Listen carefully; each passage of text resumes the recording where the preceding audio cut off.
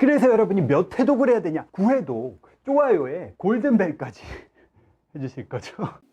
변호사가 되셨단 말이에요. 네, 네. 현재 인권 변호사로 왕성하게 활동을 해주고 계신데 네. 변호사 되는 과정에도 상당한 공부가 필요하잖아요. 아, 그렇죠.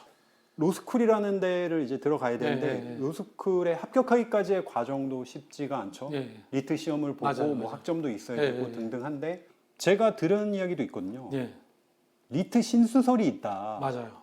리트를 잘 보려면 타고나야 된다. 예, 라는 이야기가 있는데 이거 사실이에요? 사실입니다. 사실이라고요? 그러니까 네. 리트 시험은 사실상 굉장히 고도화된 IQ 테스트 같아요. 제가 생각했을 때는. IQ 테스트다. 그 뜻은 예, IQ는 바뀌지 않는 것이기 때문에 예. 리트 또한 점수가 그렇게 잘 바뀔 수가 없다. 그러니까 IQ가 아예 바뀌지 않느냐라고 하면 그건 아닌 것 같지만 예, 예. 일단은 많이 변동성이 없기 때문에 IQ라는 어. 변수는 네. 물론 이제 극적인 노력을 통해서 IQ가 변화한다는 얘기도 있는 걸로 알고 있는데 예, 예. 근데 어쨌든 그 노력으로 안 되는 어떤 선천적인 그런 게 있다고 저는 생각을 하거든요. 아니 그러면은 그 노력으로 안 된다는 게 네. 좀 구체적으로 좀 들어가면은 예. 어느 정도 선까지는 되고 막 진짜 고득점은 안 된다. 이건지 네. 아니면 아예 이게 뭐 싹수가 없다 그러면 아예 그냥 포기해야 되는 건가요? 일단은 그 리트라는 거를 처음 접하는 사람 중에 네. 되게 잘 맞는 사람들이 있어요.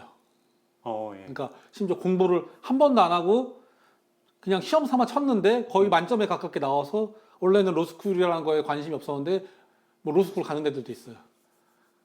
실제로 주변에서 그런 많이 있죠. 제 똑같은 동기들 중에. 왜 이제 뭐 서울대 졸업생 중에 많이 있죠. 그러니까 원래는 있었나 봐요. 뭐 예를 들어서 학점이 자기는 사실은 좀 별로여서 로스쿨이라는 진로를 사실은 생각하지 않았고 뭐 이제 고시라든지 아니면 뭐 네. 의대 준비라든지 혹은 대학원이라든지 이런 걸 사실 준비해왔는데 왜냐면 학점이 로스쿨 네네. 가기엔 좀 부족하다고 생각하는데 근데 막상 그래도 어쨌든 다들 리트라는 걸 한 번씩 쳐보니까 뭐 심심해서 네, 쳤더니 공부도 하나도 안 하고 갔더니 거의 만점에 가까운 점수가 나와서 되게 좋은 대학교에 로스쿨이 합격을 해버리니까 네. 갑자기 로스쿨로 가는 친구들이 되게 많았어요. 그건 뭐죠? 지금 나 오늘 잠깐 운동 좀 하고 올까 딱 했는데 올림픽 금메달 네, 이런 맞아요. 느낌인가요? 달리기 좀 해볼까 했는데 아니 근데 솔직히 말씀 네. 우리가 나눠보면은 그렇게 공부에 되게 특출나게 잘하는 사람 네. 뭐 어떻게 보면 선천적으로 진짜 잘한다는 느낌이 들 정도로 네. 그런 사람은 사실 뭐 어느 시험이나 있긴 그렇죠, 하잖아요. 그렇죠. 근데 왜 리트는 유독 그런 걸까요? 왜냐면은 뭘 공부해야 될지를 몰라요. 범위가 뭐 이렇게 딱 맞아요. 진짜 좁혀져 네, 있는 네. 게 아니라 IQ 테스트가 막 뭐가 나오는지 알 수 없는 것 맞아요. 그런 느낌. 네, 네. 음, 어떤 교과서가 있는 것도 아니고 네. 어떤 시험 범위라는 게 있는 것도 아니고 기껏해야 공부할 수 있는 데이터라고는 지금까지의 기출문제 예. 그리고 그 지금까지 기출문제를 소위 말해서 지금 네. 리트 강사라고 하는 사람들이 자기 수준에서 이제 그걸 리트란 그 기출 문제를 변형해서 네네. 만드는 이제 문제 세트 어. 그런 거니까 없어요. 공부할 수 있는 애초에 그 공부할 수 있는 네. 그 재료 자체가 거의 없어요. 음, 심지어는 예.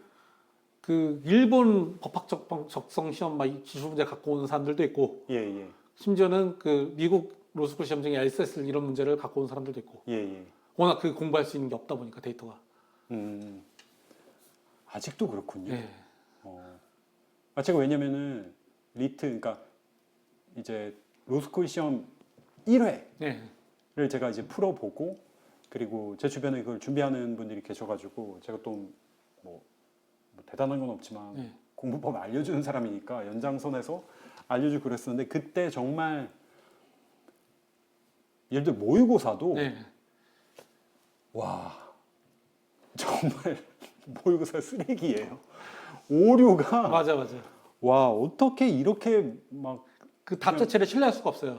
그쵸. 네. 네.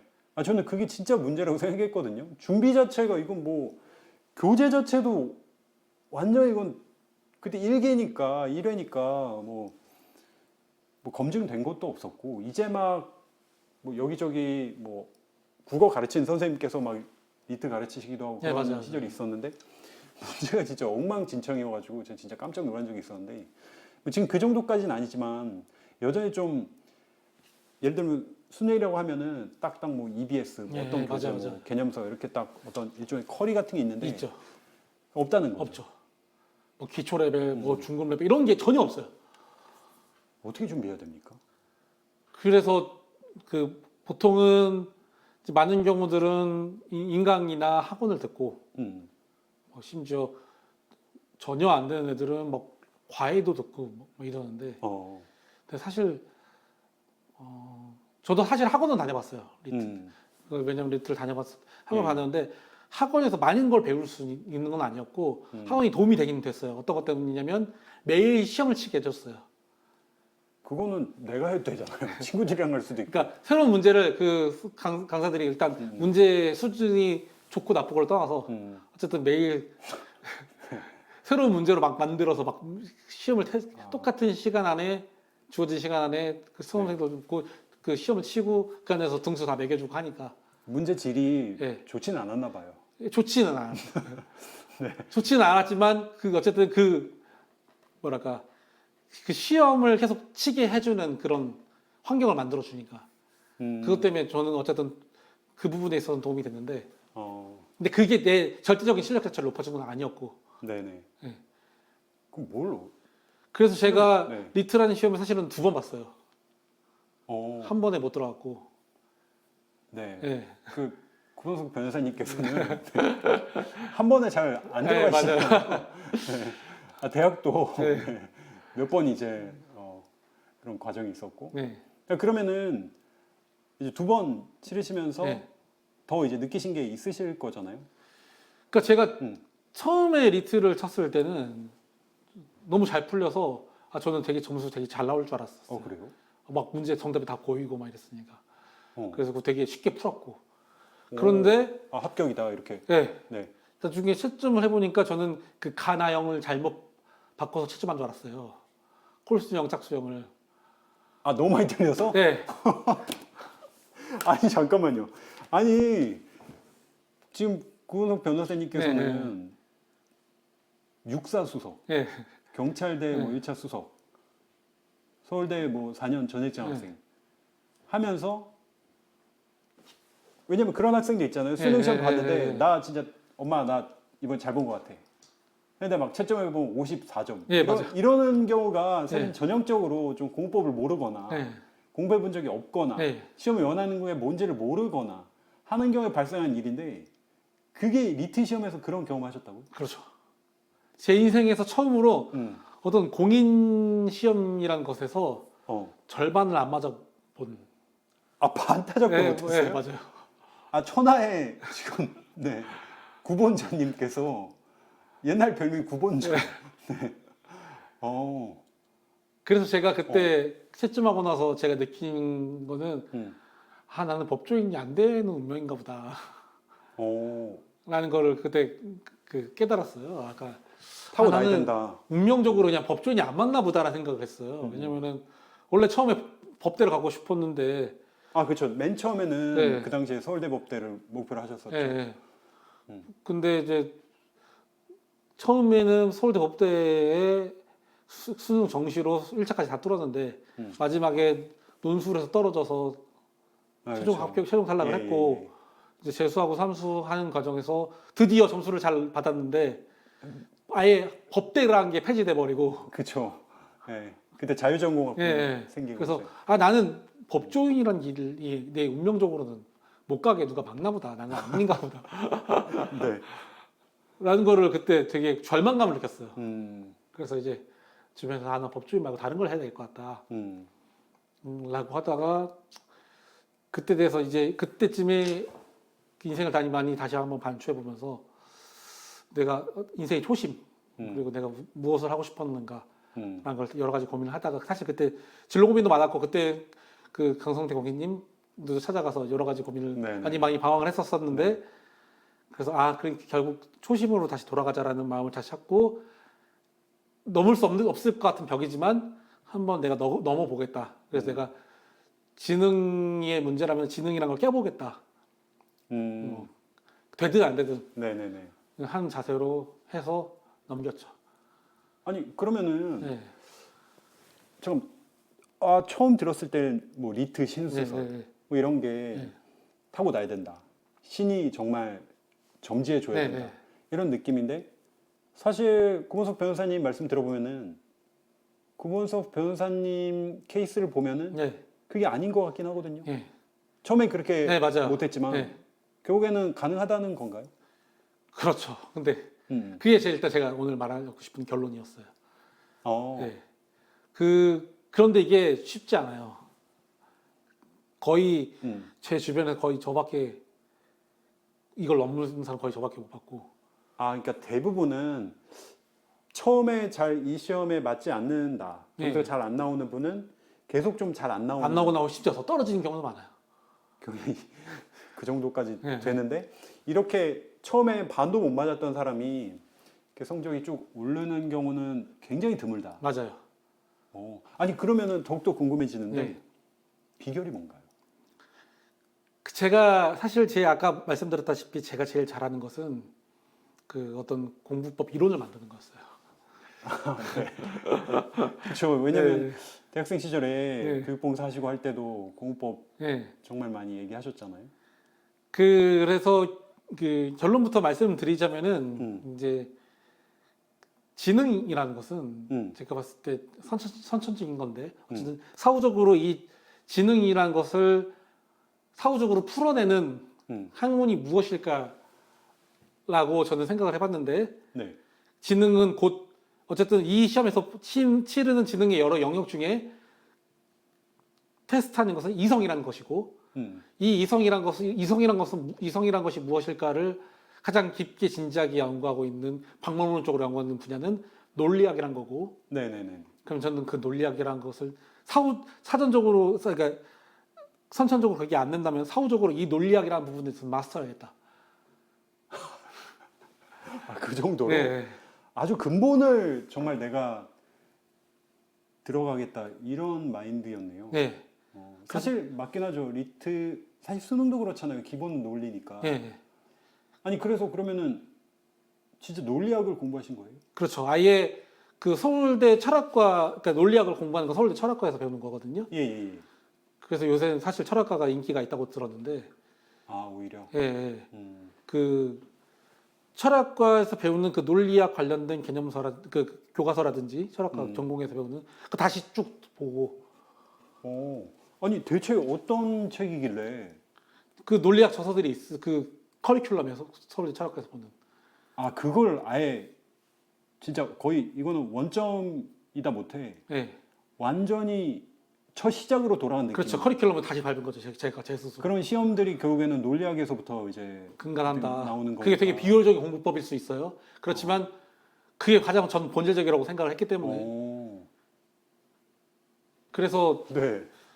나중에 물론 이제 뭐 그 철학가 애들이 다 밟을 정도의 그런 정말 그 고도의 막 되게 깊은 그 정도까지는 아니지만 진짜 그 철학과에서 보는 논리학 대학 교재를 사서 공부를 하셨다고. 맞죠. 예.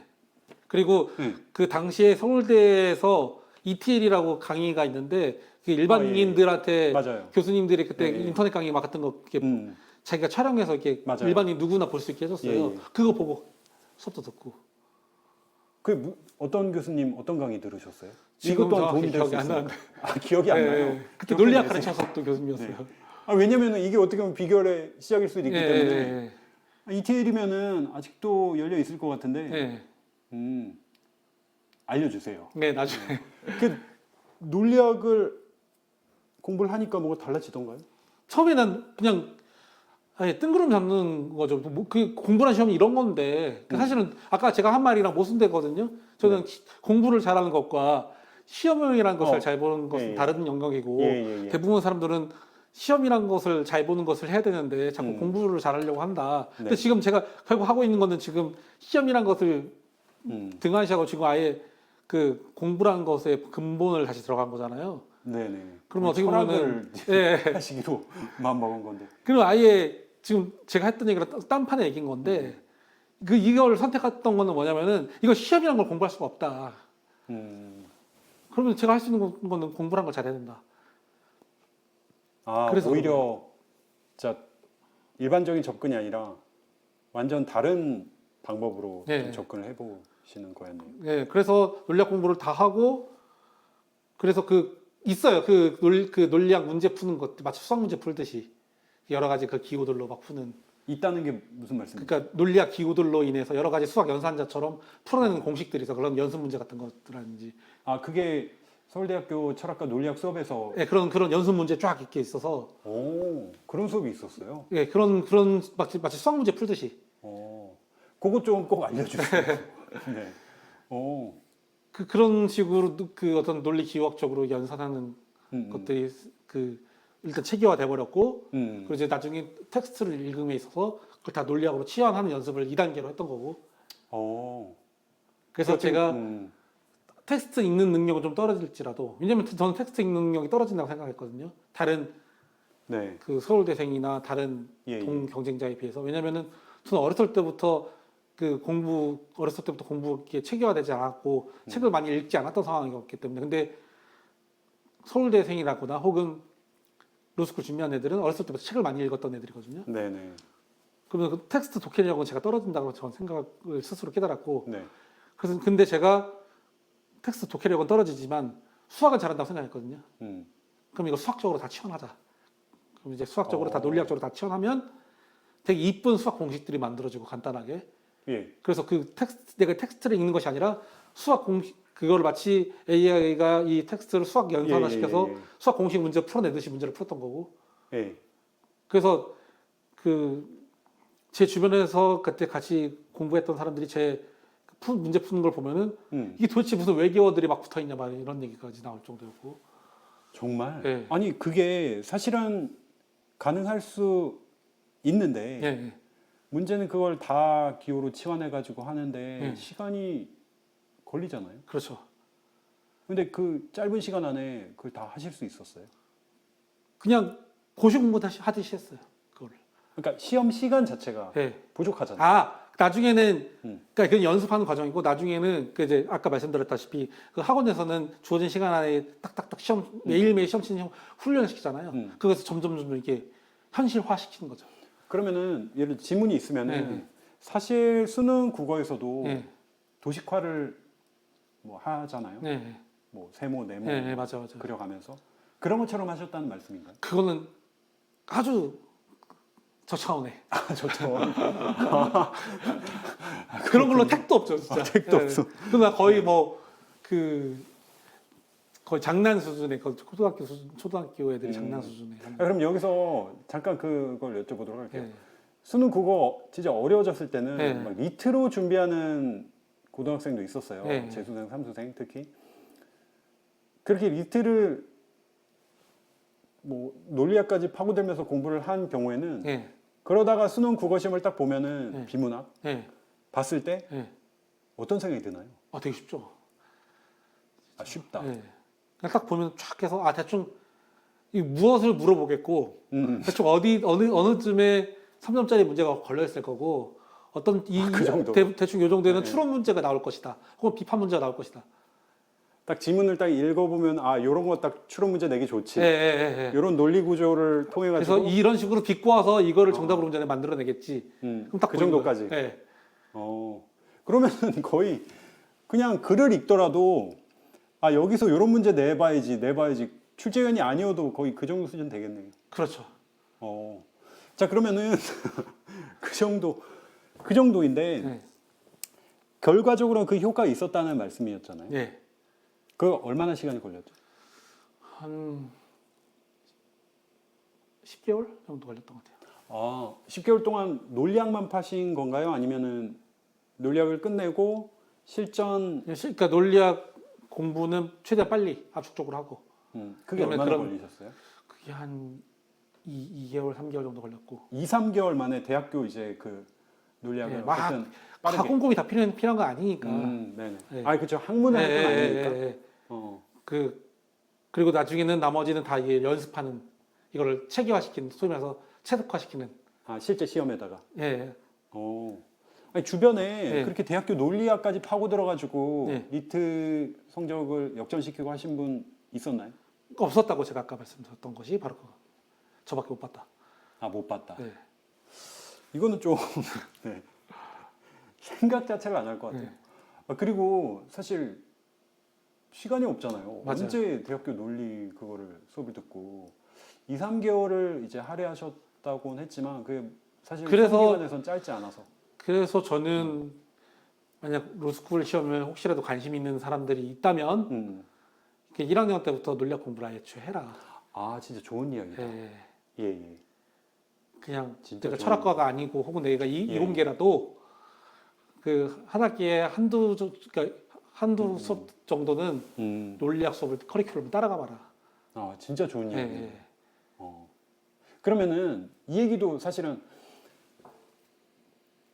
이제 수험생들 대입 수험생들한테도 조언을 많이 해주셨잖아요. 예, 예. 아까 살짝 예로 말씀드리긴 했는데 리트 시험을 공부하는 게 대입 수험생들에게 도움이 된다고 생각하세요? 저는 그러니까 예, 너무 투머치인 것 같다. 투머치. 예. 그럴 필요는 당연히. 그러니까 물론 리트 공부하는 게 당연히 수능 공부하는 데 도움이 된다. 음, 근데 그렇지만 그건 다른 과목을 깎아먹는 거다. 그렇죠. 아니 왜냐면은 이것 또한 여쭤본 이유가 예. 사실 대치동에서는 예. 리트를 가지고 맞아요. 수업을 하시는 고 선생님도 계시거든요. 맞아. 저도 알고 있어요. 네, 그러면서 지금 이게 뭐 이제 논란이 좀 있긴 하죠. 예. 이렇게 어려운 거를 이제 보여주면서 예. 이것도 못하냐, 약간 그렇게 학생들 몰아간다는 마케팅이기도 의견도 있고. 하고. 예. 예. 어쨌든 그러면은 결론적으로 놓고 본다면은 예. 리트 신수설이 예.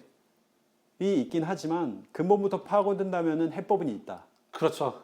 인류가 그렇게 멍청하진 않다. 그 지능이랑 혹은 그 이성이라는 영역을 되게 정복하고 싶었던 것이 지금까지 많은 인류의 어떤 꿈이었고, 네네. 그 이성이란 거 타고난 이성을 받지 못한 축복받지 못한 사람들은 그거를 연구하기 위해서 우리는 이 수천 년 동안 인류의 여러 가지 그 자산으로 보고로 남아왔던 거고, 우리가 그 논리학을 공부하셨던 것 자체가 사실은 축복이라고 생각하고, 2000년, 3000년 동안 축적되어 왔던 그 결과물을 마지막 정수만 우리가 뽑아먹는 거니까 사실은. 그 되게 좋은 표현인 것 같아요. 예. 그러니까 앞서간 정말 사람들의 삶의 지혜, 예. 성공하는 방법, 세상을 이해하는 그 방법이 논리학에 이제 담겨 있잖아요. 그렇죠. 가장 그 이성적으로 사고할 수 있는 노하우들이 방법. 노하우들이 잘 정제돼 가지고 우리는 그걸 접할 수 있다. 그렇죠. 이거 얼마나 대단한 거겠어요. 왜냐면 평생 한 사람이 그것만 연구해도 겨우 파편 정도밖에 남기지 못한 업적이고, 그 수억 명이 수천 년 동안 쌓아온 그 결과물을 2, 3개월 만에 정복할 수 있다는 것만으로도. 아니 지금 저는 예.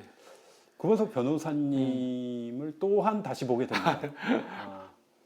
야 이게 사람이 논리학까지 이렇게 한다는 생각 자체를 대부분 못 할 건데 예.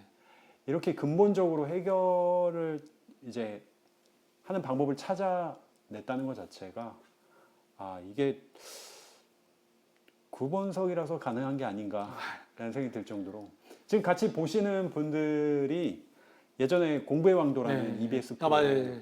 그 공신이랑 같이 했던 그 프로 지금 다시 봐야 될 것 같다고 하시는 분들이 아직도 있잖아요. 네, 맞아요. 예.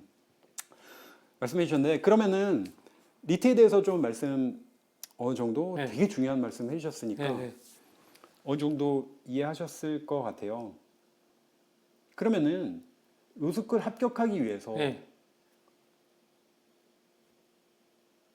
뭐 리트 시험 우리가 얘기했으니까 네. 여러 가지 것들이 있습니다. 네. 뭐 학점도 당연히 네. 있잖아요. 맞아요. 뭐가 제일 중요하죠? 일단 제일 중요한 거는 뭐 슬픈 현실이지만 학벌인 것 같아요. 네. 어느 대학교를 나왔냐가 네. 제일 중요해요, 사실은. 어, 되게 슬픈 현실이지만 네네. 불편한 현실이지만 저는 원래 이 로스쿨이라는 제도를 만드신 분이 이걸 의도하지는 않았을 거라고 생각을 해요. 오히려 이런 그 거를 정도로. 오히려 이거를 깨기 위해서 만든 게 로스쿨 제도라고 알고 있거든요. 그런데 우리나라가 어떤 나라입니까? 결국 우리나라는 그런 식으로 왜곡이 돼서. 아니 근데 그냥 생각해 보면은 소위 학벌이 좋다 이런 사람들 중에 리트를 잘 본 사람이 많을 수도 있잖아요. 예. 왜냐면 그렇죠. 그런 류의 그렇죠. 시험을 잘 봤으니까. 그것도 그 통계학적으로 당연히 유의미한 거죠. 예. 근데 그런 거를 뭐 빼고 생각하더라도 예. 일종의 간판 효과가 있다는 건가요? 예를 들어서 그 제가 정확하게 그 내부적인 산정 방식을 모르지만 예를 들어서 서울대 나온 애가 리트를 망쳤어요. 그러면은 최소한 지방대 로스쿨은 붙거든요. 아. 그런데 예. 소위 말해서 지방대 나온 학생이 리트를 그 학생보다는 잘 쳤어요. 학점도 좀 더 좋고. 뭐 조금 더 잘 쳤. 그러니까 최소한 그보다 훨씬 더 잘 쳤고. 물론 뭐 제가 아예 뭐 지방대나 혹은 다른 대학 나온 사람이 로스쿨 못 간다는 게 아니에요. 근데 이제 한 평균 이상 정도는 쳤다. 그러면 이제 최소한 서울대 나온 애들이 평균 이상 정도 치면은 인서울대 로스쿨 할 수 있어요. 네네. 예. 근데 이제 지방대 나온 애들이 대충 그보다 더 쳤고 다른 학생은 서울대생인데 진짜 거의 리트 거의 꼴찌고. 그러면 얘네들은 어떻게든 지방대 로스쿨에도 가는데. 근데 이제 그 지방대 로스쿨 일단 기본적으로 학점이 거의 만점에 수렴해야 되고. 그 상태에서 리트를 평균 이상으로 쳐도 지방대 로스쿨 들어가기가 힘든 게 현실인 거예요. 그러면은 가장 중요한 거는 학벌. 네. 그 다음이 리트요. 리트. 그 다음이 학점. 네. 학점은 중요하지 않나 봐요. 중요하죠. 중요한데 예. 지금 너무 학점이 인플레가 심해졌어요. 그래서 이제 공신력이 없어요. 그러니까 무슨 소리냐면 학점이 좋다고 해서 이게 가산점은 이제 아니에요. 이제 오히려 학점은 걸러지는 요소가 됐어요. 어느 이상만 되면은 거의 문제는 없다. 네. 그리고 어느 정도 못 넘어가면 얘는 그냥 그러니까 그걸 자체로 떨어뜨리지 않으면 거의 최저점을 주는 거죠. 그러면은 이제 학생 여러분들 중에 로스쿨을 가볼까 하는 학생들이 있단 말이에요. 네. 혹시 뭐 이런 학생 추천해주고 싶다라고 네. 하는 게 있을까요? 그 중고생들도 네. 있고 네. 뭐 지금 대학생들일 수도 있는데. 네. 일단은 그 변호사라는 게 옛날만큼 그렇게 그 황급 그 장밋빛 미래를 장담해주는 직업은 아니에요 이제. 사실은 이제 변호사가 옛날에 비하면 너무 많아졌고, 그러니까 옛날에는 진짜 하다못해 제가 그 대학생 때만 해도 1년에 1000명 그리고 점점 줄여서 막 나중에 1년 300명, 막 500명 정도 뽑았었는데 요즘에는 1년에 1700명 정도 나오고. 변호사 시험 합격해서 변호사 되는 게? 예. 1년에 1700명이요? 예. 그건 저도 몰랐네요. 많이 늘었네요. 그렇죠. 1년당. 그러면 예. 인구는 점점 줄어들어가는데 변호사 수는 더 많아지니까. 예. 물론 사실은 그게 저는 맞다고 생각은 해요. 왜냐하면 그 1인당 변호사 숫자가 많은 것이 그 사회의 성숙도를 보여주는 지표라고 해요. 그래요? 왜냐하면 더 많은 법적 도움을 받을 수 있는 기회를 많은 일반인 시민들에게 제공하는 거니까. 그래서 저는 그 부분에는 동의하는데 제가 말씀드리고 싶은 거는 그게 옳으냐 그러냐가 아니라 어쨌든 이게 현실인 거고. 그래서 옛날만큼 막 변호사라고 해서 막 엄청난 뭐 고액 연봉에 뭐 엄청 대단한 사회적 지위와 권위를 갖고 그런 건 아니라고 좀 생각이 들어요. 심지어 변호사 나오고 사내 변호사 들어가도 요즘 힘들어요. 그렇기 때문에 변호사 되면은 사실 변호사 되고서부터가 저는 진짜라고 생각을 하고. 예. 그런데 이제 그럼에도 그러니까 내가 그래서 잘 먹고 잘 살려고 그 어떤 법조인이 되어야겠다라고 하면은 그 부분은 좀 다시 한번 생각을 해봐야 될 것 같고. 그 내가 법조인이 되어야겠다는 그 어떤 사람에게 잘 맞냐면은 참을 수 없는 사람들. 참을 수 없다. 네, 그러니까 불의를 보면은 예. 꼭 그러니까 그게 단순히 정의의 문제가 아니라 예, 예. 꼭 한마디를 해야 되겠고 그 화를 못 참는 사람도 있어요. 혹시 구본석 변호사님 본인 이야기를 하고 계신 건가요? 아, 저는 아니에요. 아니라고요? 네. 아, 불의를 보면 참아요? 잘 참아요? 잘 참는 건 아닌데 네. 더 잘 싸우는 사람도 있어요. 아, 막 끌어올라가지고. 예, 예, 예. 오. 저는 그런 분들에 비해서 좀 더 냉정한 편인 것 같긴 해요. 오히려 막 니트를 잘 보거나 예. 무슨 학점이 높거나 이런 게 아니라 그런 어떤 특징을 가지고 있어야 되는 그런 마인드? 그러니까 거기 과쳐가는 관문들은 그런 것들이 필요한 거고 음, 여기서 이 일이 자기 잘 맞는 사람들은 그 누군가를 위해서 잘 싸우는 사람들. 아니 지금 구본석 변호사님이 네. 누군가를 위해서 잘 싸우시는 분 맞잖아요. 그렇죠. 그러니까 저는 이 일을 해보면서 느낀 게 뭐냐면은 저는 이렇게 생각을 해요. 누군가를 위해 잘 싸우는 거를 그렇게 좋아하는 것 같진 않다. 그런데 예. 누군가를 위해서 잘 싸우는 건 되게 잘하는 것 같긴 하다. 좋아하진 않지만 난 잘한다. 네. 잘 하다 보면 또 좋아하게 되잖아요. 그렇죠. 그래서 하다 보면서 조금씩 좀 좋아가고 있는 상황인 건데 처음부터 그걸 되게 좋아하는 애들이 있어요. 이거 되게 중요한 말씀이네요. 네. 그러니까 시험을 뭐 이렇게 합격을 하고 이런 거 이전에 네. 나한테 잘 맞는 일인지 사실 근데 그거 모르고 네. 그냥 예를 들어 변호사 하면 뭐 전문직 네. 멋있어 보이니까 네. 그냥 했다가 좀 힘겨워하는 사람들도 많잖아요. 많죠. 네. 네, 그리고 내가 예상했던 것보다 어떤 뭐 금전적인 혜택이 좀 많이 적다라고 맞아요. 생각하는 분들도 계시고. 근데 이게 어쨌거나 되게 힘든 시험이잖아요. 맞아요. 지금 구본석 변호사님께서는 뭐 육사 경찰대 네, 수석 네. 뭐부터 서울대 네. 전액장 학생 그리고 뭐 리트 시험 치르시고 변호사 시험 네. 뭐 로스쿨에서 공부하시면서 또 후배들에게 되게 조언을 많이 해주셨는데 지금까지 그런 시험들을 쭉 거치시면서 가장 힘들었다. 네. 가장 힘든 뭐 시험일 수도 있고 네. 공부가 뭐였나요? 변호사 되고서부터인 것 같아요. 변호사 되고부터 네. 시험이 아니라 그 전까지는 사실은 제 인생의 인트로에 불과했다는 생각이 들었어요.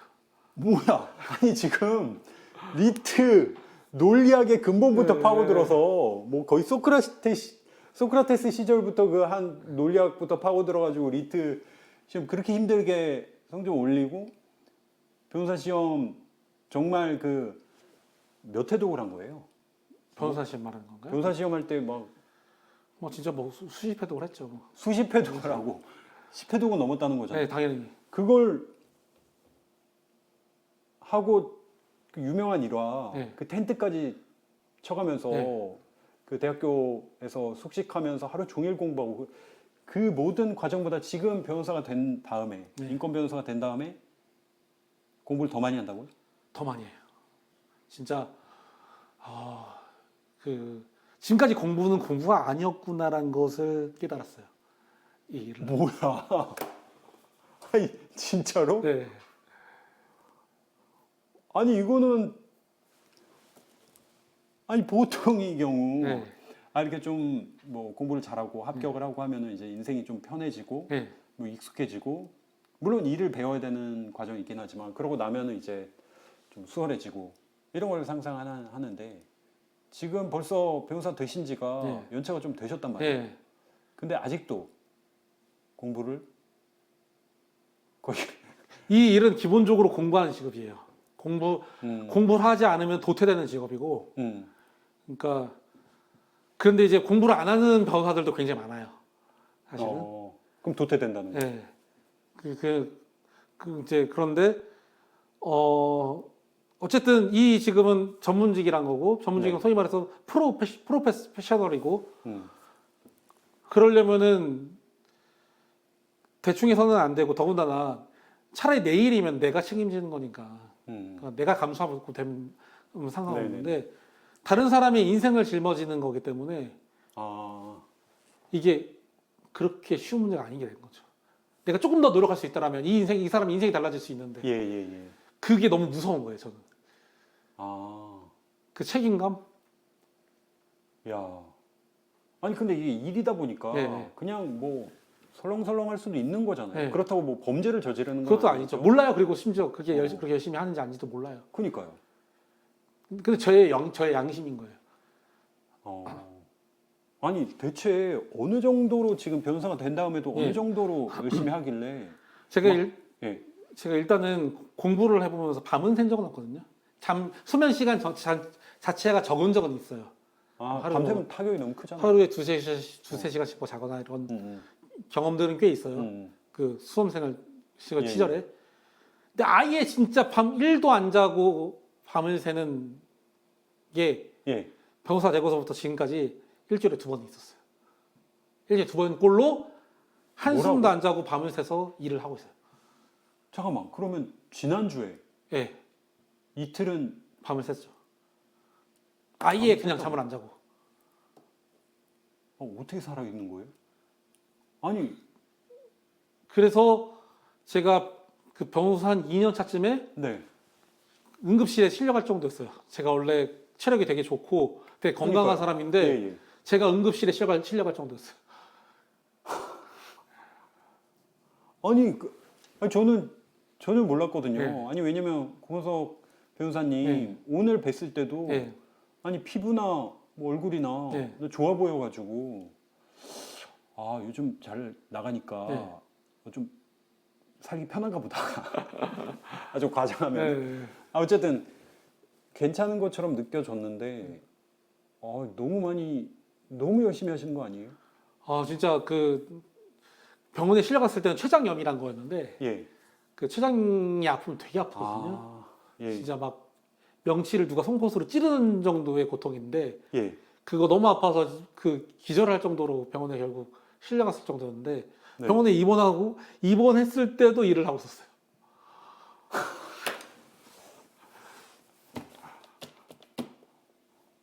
아니 누가 그렇게까지 뭘 못한다고 네. 막 때려요?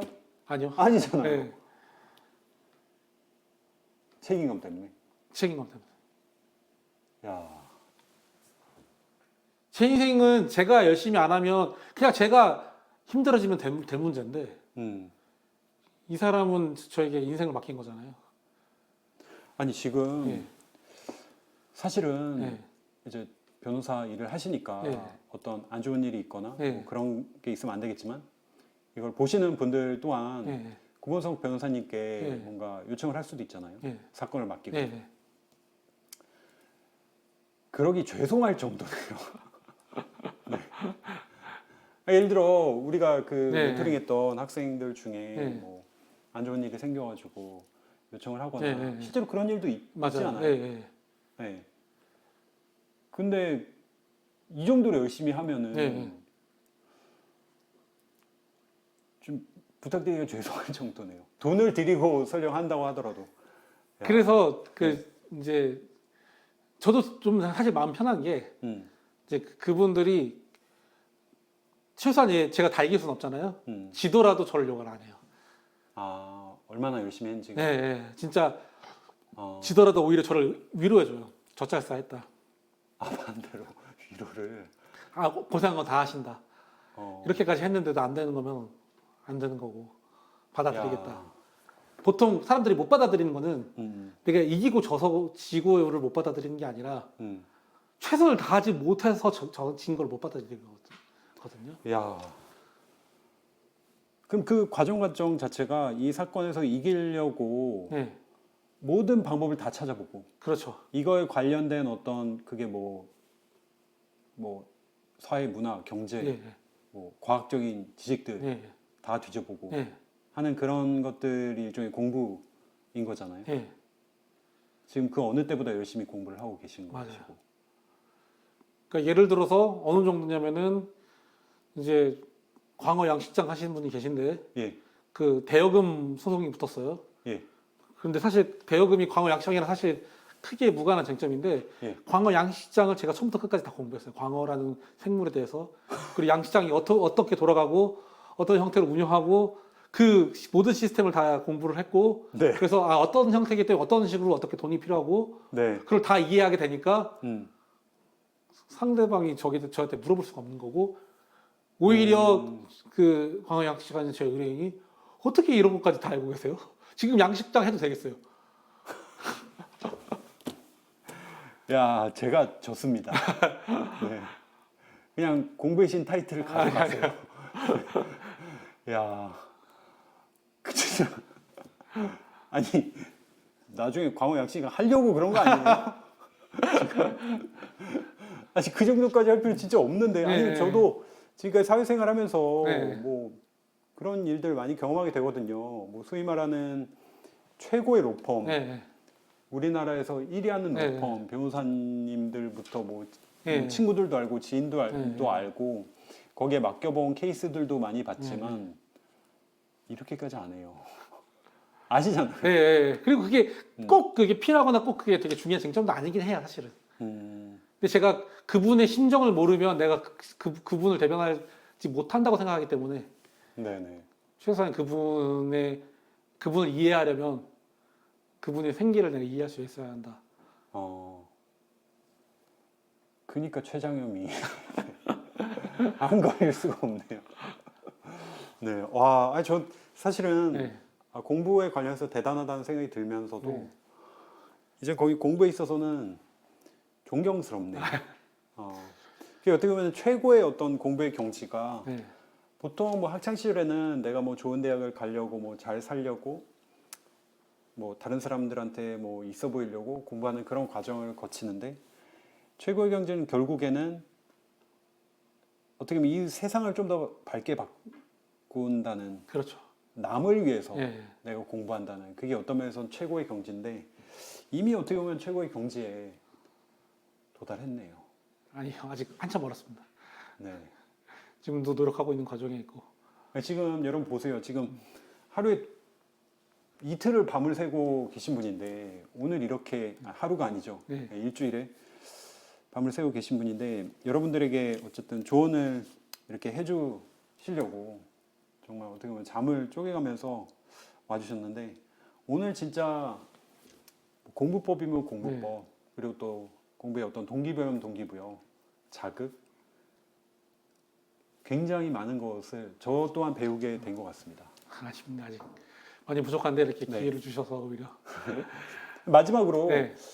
지금 이제 보고 계신 분들이 사실 구본석 네. 변호사님을 많이 기억하고 계세요. 지금 뭐 예전에 TV에 나오셨던 네. 거 기억하시는 분도 계시고 예전에 그 TV에 나오셨던 거를 뭐 진짜 10번도 넘게 돌려봤다 네.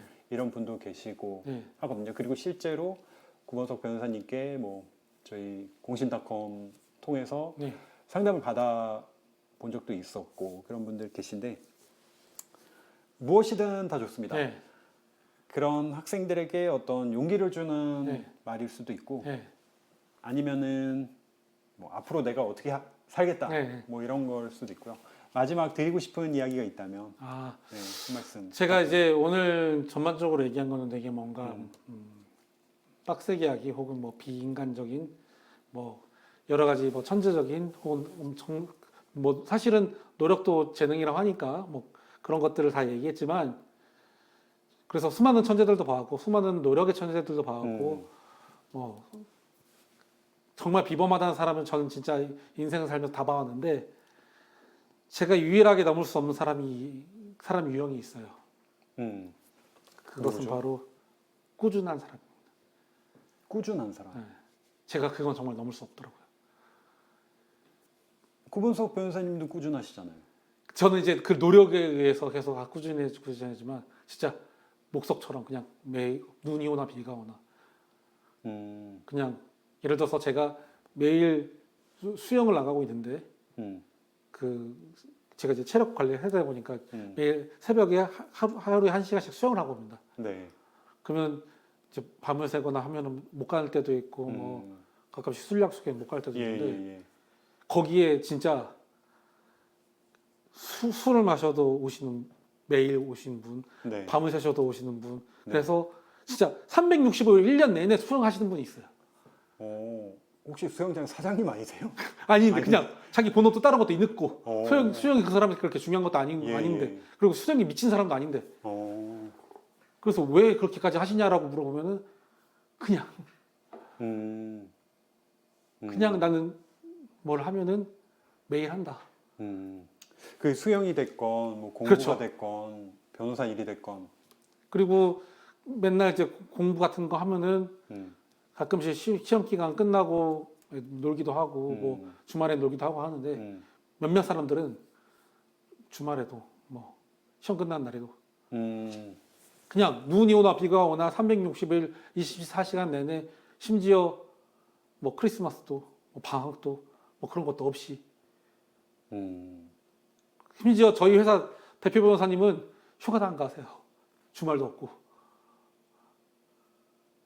그냥 365일 중에 한 여름 휴가 한 3일 정도 가시는 거 빼고는 거의 360일 정도를 일하시는 것 같아요. 아 그런 꾸준함. 네. 그러니까 대표 변호사. 그러니까 그 분을 차마 넘을 수 없는 거고 제가 그래서 그게 막 엄청 열심히 잘하거나 막 그 꾸준한 매일매일 되게 빡세게 한다거나 그런 걸 말하는 게 아니에요. 그냥 그 자리를 묵묵히 지키는 그 우직함과 꾸준함. 내가 그거 넘을 수 없겠더라. 오늘 뭐 일이 잘 되건 공부가 잘 되건 네. 안 되건 뭐 비가 오건 눈이 네. 오건 할 것 없이 그냥 매일. 꾸준함. 결국 아무리 재능이 뛰어나거나 아무리 노력을 열심히 한다고 하더라도 그냥 그 매일 하루 5분 혹은 하루에 10분이라도 괜찮으니까 그거를 정말 매일 지키는 사람. 근데 그거 이유를 물어보면은 이유가 필요 없는 사람. 그냥 원래 그런 거야. 네. 라고 하는 사람은 진짜 넘을 수 없어요. 아 최고의 제가 경지. 제일 무서워하는 사람이에요. 제일 무서워하는 사람. 야, 아니 저는 이미 고건석 변호사님이 많이 무섭거든요. 근데 그런 고건석 변호사님 또한 무서워할 정도로 그런 걸 가지고 있는 꾸준함을 가지고 있는 사람. 마지막 어떤 멘트까지도 정말 많은 분들에게 자극이 되는 것 같습니다. 아니 이렇게 지금 오랜만에 어떻게 보면은 우리 뭐 학생들뿐만 아니라 공부하시는 모든 분들에게 도움을 주셨는데 나중에 또 지금 보니까 해주실 얘기가 또 엄청 많이 쌓였네요. 네? 사실 오랜만에 하다 보니까 제가 잘하고 있는지는 모르겠는데요. 네. 그냥 아니, 지금 사실 뭐 일하면서도 이제 느끼셨던 거, 경험하셨던 것뿐만 아니라 공부법도 그렇고 사실 워낙에 많기 때문에 나중에 또 기회가 되면은 저희가 또 요청드려도 될까요? 뭐 기회만 주신다면. 내년쯤 되면은 일주일에 3일씩 밤새고 하는 거 아니에요? 근데 건강도 잘 그렇죠. 챙겨 가시면서 뭐 운동 열심히 하시고 있다고 하니까 제가 뭐 그렇게 걱정이 되진 않는데 워낙 또 튼튼하시니까요. 어쨌든 오늘 진짜 긴 시간이었는데 너무나도 좋은 얘기 제가 정말 저 또한 큰 도움이 됐습니다. 네. 다음에 기회가 또 되면은 또 제가 고건석 변호사님 꼭 모셔볼 수 있도록 하겠습니다. 네. 변호사님 감사합니다. 감사합니다. 네.